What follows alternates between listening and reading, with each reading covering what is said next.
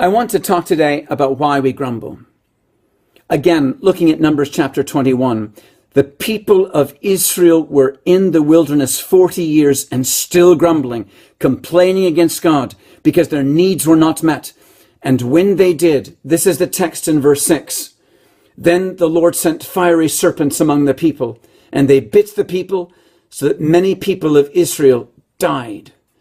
Now, we know that the wilderness was full of fiery serpents and scorpions. Deuteronomy 8 verse 15 says that. We know the Lord by his protective power kept those serpents at bay. But now, it's as if, one, he withdrew his protective grace, and two, he simply sent them in to poison, to bite, to kill.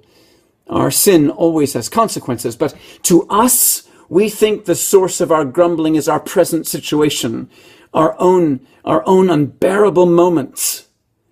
In the Lord's eyes, it's different. He sees the source of our grumbling going back to the Garden of Eden. That ancient serpent who is the devil and Satan, says Revelation 12:9, back to the beginning, back to where we entered into the serpent's kingdom. That's the source of our grumbling. His poison came into us by an act of our will, by our own choice. And when that happened, when we entered into his kingdom, self becomes everything. Self is the center of everything. God is not first. We don't think of God first. We think of self first.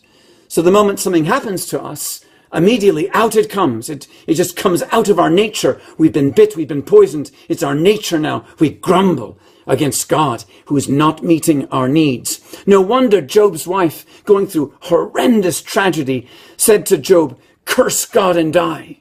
It's part of our nature to say that. It's why we, in suffering, always say, "God, why are you doing this to me? Why are you allowing it? Why are you causing it?" That's what we say, because self is at the center.